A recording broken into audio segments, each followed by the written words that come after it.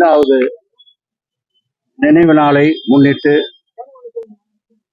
அவருடைய படத்திற்கும் அவருடைய சிலைக்கும் திராவிட முன்னேற்ற கழகத்துறை சார்பாகவும் எங்களுடைய தோழமை கட்சியினுடைய சார்பாகவும் இங்கே மரியாதை செய்திருக்கிறோம். தந்தை பெரியார் அவர்கள் ஈரோட்டு மண்ணுக்கு சொந்தக்காரராக இருந்தாலும் அவர் தமிழ்நாடு முழுவதும் மட்டுமல்ல, இந்தியா முழுவதும் மட்டுமல்ல, உலகம் முழுவதும் அவருடைய கொள்கைகள் பேசப்பட்டதாக இருந்தது. இன்றைக்கும் அதை பல பேர் எதிர்பார்க்கிறார்கள். எல்லா இடங்களிலும் நடக்க வேண்டும் என்று எதிர்பார்க்கிறார்கள்.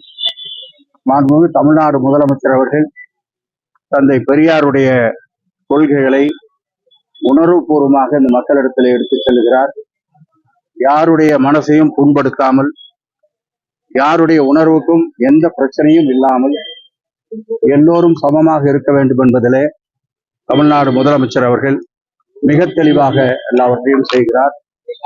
குறிப்பாக பெண்களுக்கு சம உரிமை வேண்டும் என்பதிலே தந்தை பெரியாருடைய கொள்கை என்பது அசைக்க முடியாத ஒரு கொள்கையாக இருந்தது. அந்த காலத்திலே யாராலும் அதை முழுமையாக ஏற்றுக்கொள்ள முடியாத ஒரு காலமாக இருந்தது.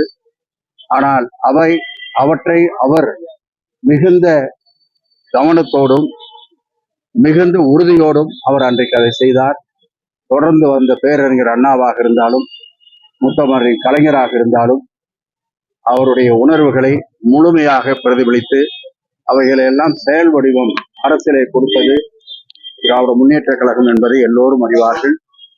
இன்றைக்கு எல்லாவற்றிற்கும் முத்தாய்ப்பாக நம்முடைய தமிழ்நாடு முதலமைச்சர் அவர்கள் பெண்களுக்கென்று தனியான பல்வேறு திட்டங்களை கொண்டு வந்து அவர்களுக்கு ஒரு மரியாதை நாம் கொடுக்க வேண்டும் என்ற அந்த உத்தரவு மட்டும் போதாது, அந்த மரியாதையை கொடுக்கிற அளவிற்கு அவர்கள் உயர்ந்து நிற்க வேண்டும் என்பதற்காக பல்வேறு திட்டங்களை இன்றைக்கு அவர் கொண்டு வந்திருக்கிறார். ஒவ்வொரு திட்டமும் அந்த தாய்மார்களை போய் அடைகிற திட்டம், அந்த குடும்பத்தை அந்த தாய்மார்கள் தூக்கி நிறுத்துகிற ஒரு திட்டமாக இன்றைக்கு அதை செய்திருக்கிறார்கள். அதையெல்லாம் நிறைய வரிசையாக சொன்னால் நீண்ட நேரமாகும். எனவே அப்படிப்பட்ட திட்டங்கள், அதே போல விளையாட்டுத் துறையிலே இன்றைக்கு பெண்களுக்கு மிக முக்கியத்துவம் கொடுத்து நம்முடைய துணை முதலமைச்சர் நம்முடைய உதயநிதி ஸ்டாலின் அவர்கள் பல்வேறு திட்டங்களை கொண்டு வந்து பெண்களுக்கு பல திட்டங்களை கொண்டு வந்திருக்கிறார்கள். அதே போல உயர்கல்விக்கு போகிற பொழுது பெண்கள் மிக அதிகமாக வாய்ப்பை இழக்கிறார்கள் என்ற காரணத்தால் அதற்காக மாதம் 1000 ரூபாய் என்று கொடுத்து அந்த பெண்கள் படித்து மேலே வர வேண்டும் என்பதற்காக அவர்களுக்கு பயிற்சி கொடுத்து மற்றவர்களோடு போட்டியிடுகிற பொழுது துணிச்சலாக நிற்கின்ற அந்த மன உறுதி வேண்டும் என்பதற்காக அந்த பயிற்சியை கொடுத்திருக்கிறார்கள். இன்னும் பல திட்டங்களை எங்களால் சொல்லிக்கொண்டே இருக்க முடியும்.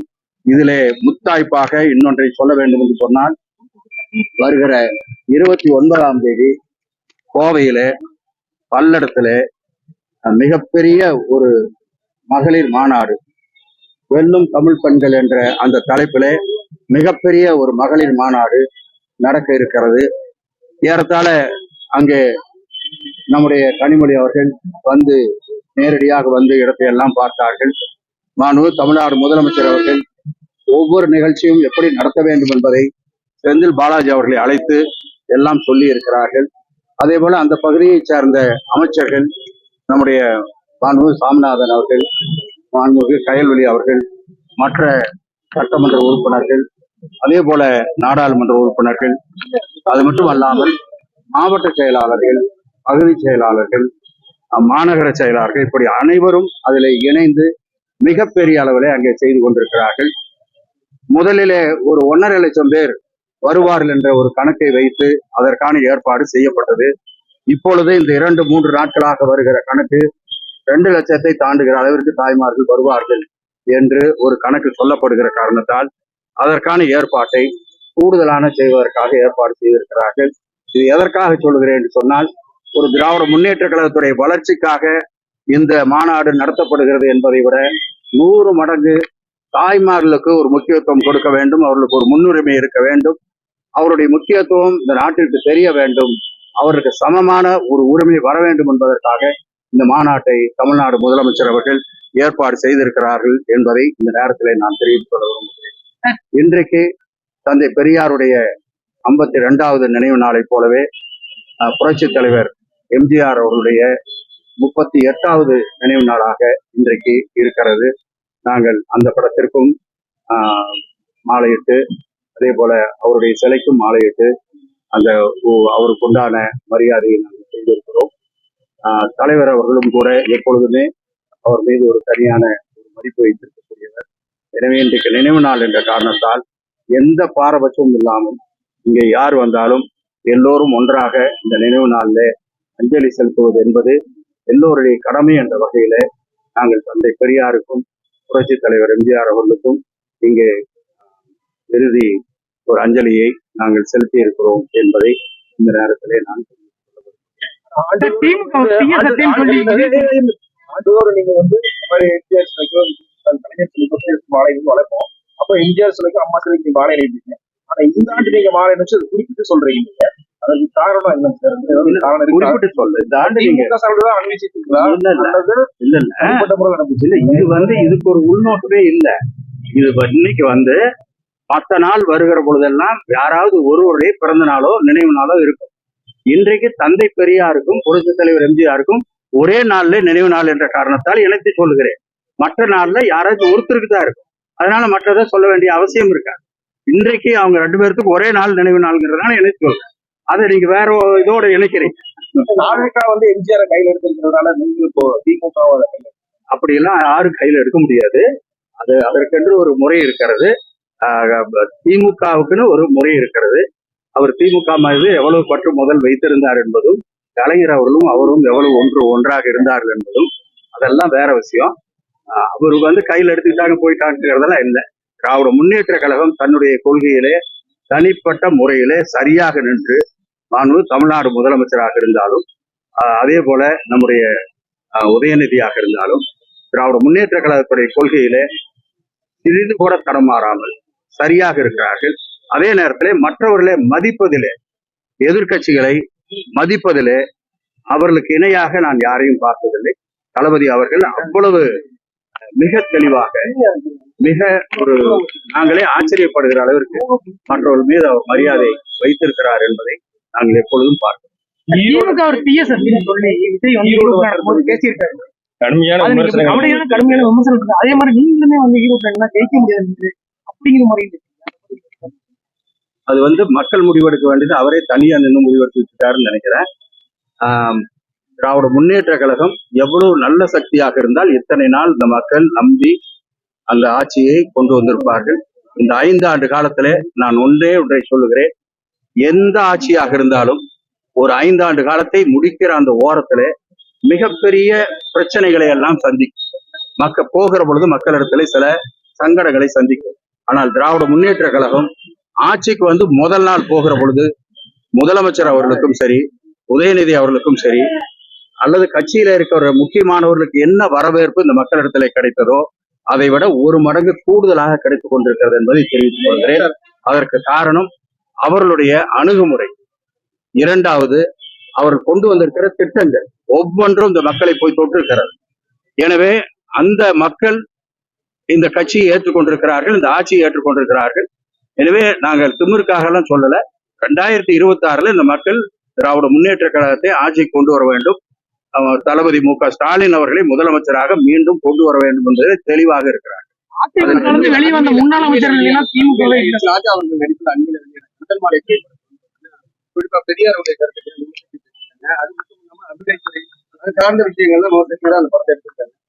பாத்தீங்கன்னா நான் இந்த படம் பார்க்கல. அந்த பெரியாரை விமர்சனிக்கிறதுங்கிறது அங்கு அவர் பிறந்ததுல இருந்தே இருக்கு. ஆனா அவருடைய கொள்கைகள்னாலே எத்தனை லட்சக்கணக்கான பேர் உயிர் பெற்றிருக்கிறார்கள், இன்றைக்கு மரியாதை பெற்றிருக்கிறார் என்பது அவருக்கே இந்துக்களுடைய இந்துக்களுக்கே நல்லது அப்படின்ற மாதிரிலாம் அந்த படத்துல வந்து இல்ல அதெல்லாம் சொல்லியிருக்காங்க.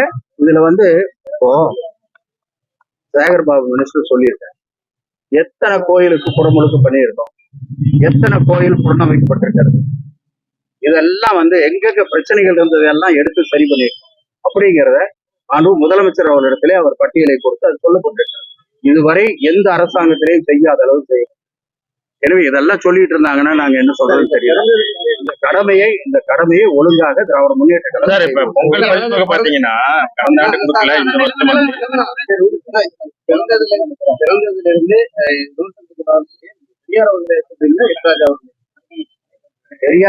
பெரியார அவர் என்னைக்கு எந்த கொள்கைன்னு ஆரம்பிச்சாரோ அன்னையிலிருந்து அவரை விமர்சிச்சுட்டு இருக்காங்க. ஆனா விமர்சிக்கிறவர்கள் எல்லாம் பயன்பெறுகிற அளவிற்கு தான் அவருடைய கொள்கைகளும் அவருடைய முயற்சிகளும் நடந்திருக்கிறது. சார் பொங்கல்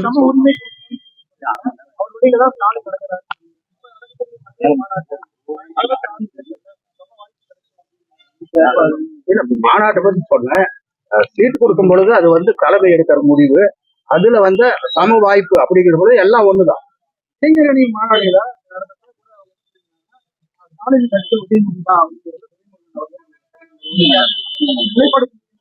கட்சியில என்ன முடிவு எடுக்கிறாங்களோ, கட்சியில் இருக்கிற அத்தனை உறுப்பினர்கள் என்ன முடிவு எடுக்கிறாங்களோ அதை தொடர்ந்து இந்த மக்கள் என்ன முடிவு எடுக்கிறார்கள், அதுதான் திராவிட முன்னேற்ற கழகத்துடைய முடிவாக இருக்கு.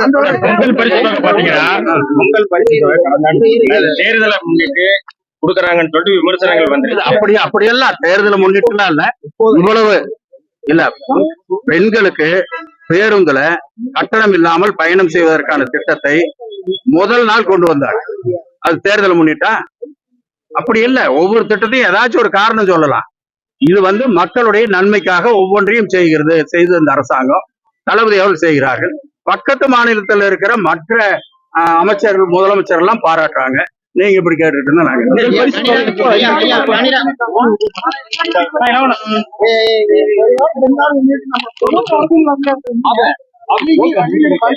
கண்டிப்பா இளைஞர்களுக்கு வாய்ப்பு கொடுக்க வேண்டும் என்று கேட்பதில் எந்த விதமான தப்பு இருக்காது. குடும்பத்திலேயே கூட நீங்க பாத்தீங்கன்னாக்க ஒரு அப்பா ஒரு பையன் மேஜராகி வருகிற பொழுது அவன் இடத்துல சில பொறுப்புகளை ஒப்படைக்கிறார். அது மாதிரி கட்சியில நீங்க ஒரு தொகுதியில இளைஞர்கள் வர வேண்டும் என்று கருதி முடிவெடுத்தால் கண்டிப்பாக அதற்கு எல்லா மூத்தவர்களும் ஒத்துழைப்பு கொடுப்பார்.